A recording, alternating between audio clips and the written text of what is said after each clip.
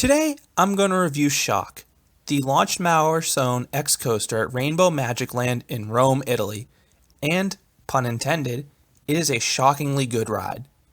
Shock is easily the star attraction at Rainbow MagicLand, and it was my main reason for visiting this park, and it did not disappoint.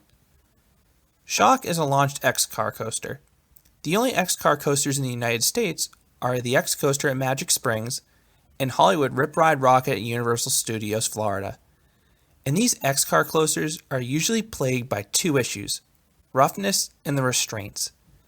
I'm guessing people are most familiar with Rip Ride Rockit, or the ride people jokingly refer to as Rip Ride Rattle. Now, I do enjoy Rip Ride Rockit, but it definitely has a shimmy to it. The same could be said about some of the other X-Car coasters like Byron Park's Freischutz. However, Shock is different. Shock is a very smooth ride.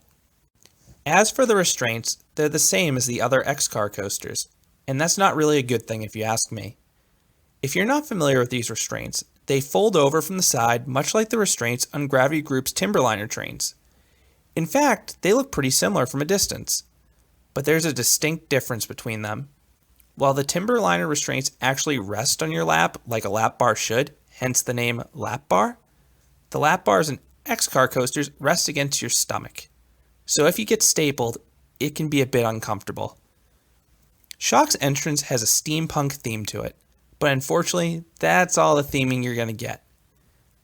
The queue is a series of switchbacks devoid of all theming. It's just an angled cattle pen.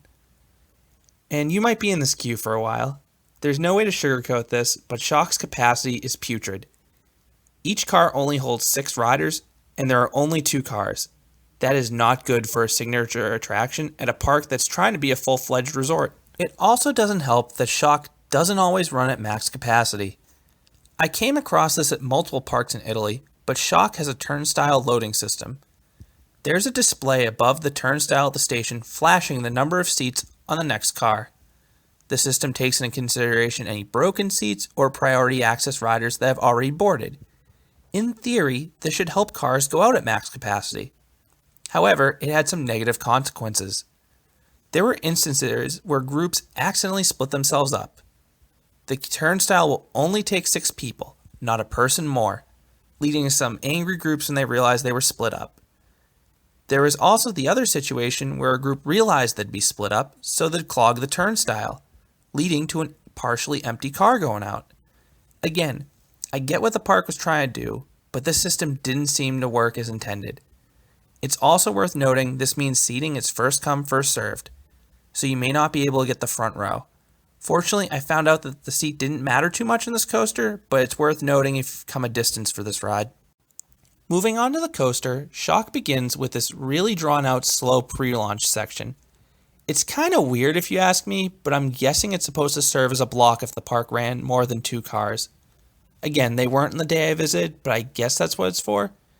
This eventually leads into the launch, and let me tell you, this launch packs a surprising punch. You reach speeds of 59 miles per hour in about 2.5 seconds. That acceleration alone is pretty good, but it feels even stronger in Shock because the launch track is angled upwards more than most coasters. Again, this was a great launch. That's followed by a massive Camelback that's easily my favorite part of the ride. If you watch a POV, you may notice some trims in this hill. But don't worry, they do absolutely nothing. You get catapulted out of your seat. This is some great airtime. That's followed by a non-inverting loop. And this is one element that Shock has in common with Rip Ride Rockit. However, this one just rides a lot different. I find the non-inverting loop on Rockit to have sustained floater as you crest the element. On Shock, you get these 2 distinct pops of lateral airtime, one as you crest and one as you descend. It's hard for me to pick which one I like better, but they're both pretty good elements. You then whip through this ridiculously snappy overbank. A low to the ground turn at speeds of almost 60 miles per hour is intense on its own, but it's especially true when the turn radius is as tight as it is on Shock. I can't believe how fast this car rips through the element. You can make an argument that Shock has one of the most underrated and intense starts of any coaster. But then it does a Rip Ride Rockit impersonation. You hit a mid-course brake run, and you nearly come to a grinding halt. It's definitely a buzzkill after that first half. People like to complain about the trim on Steel Vengeance, but on that coaster, you quickly regain your speed. You do not on Shock. The drop off the brake run and subsequent turnaround are really boring. Fortunately, Shock does have one trick up its sleeve. It's a super slow 0G roll that leads into the brake run. You can make an argument that the hang time in this element makes the slow second half worth it. But to me, it really does kill the ride's pacing. So it's sort of a mixed bag if you ask me. So what do I rank Shock? I'd rate it an 8 out of 10. If Shock had a second half comparable to the first half, it would be an easy 10 for me. That first half feels like an untamed animal. It feels like something Intamin would do. It has a killer launch, great airtime, and ferocious laterals. The second half just feels graceful. I know Maurer isn't a manufacturer the coaster community often praises, but I'm guessing those people haven't ridden Shock. I'd love to see more coasters like this be built. Have you ridden Shock? I'd love to hear your thoughts about the coaster below. Thanks for listening.